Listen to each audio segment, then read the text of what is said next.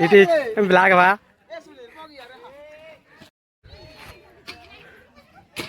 ए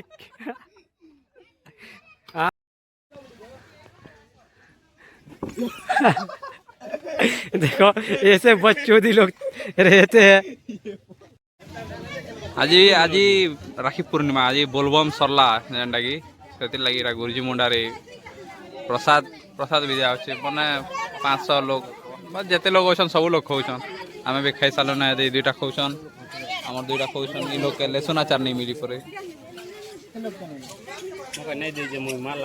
एटा नहीं दीजिए मार लगुला बाकी देले नहीं यार देवे केन प्रसाद गोटे कर भात देवे दाली देवे के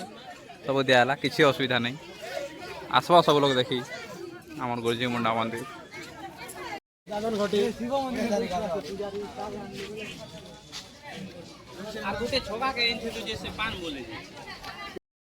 दरकार थिला परे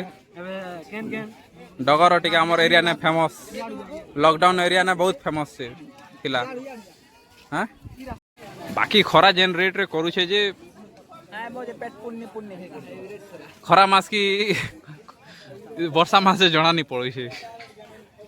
बाकी आम नदी आज पानी होचे जदि भगवान का दया धर्म संध्या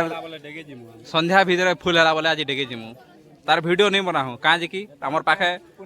वाटर प्रूफ मोबाइल नहीं नहीं कैमरा भी नहीं ना गोप्रो गोटे थी जेटा कि नहीं गला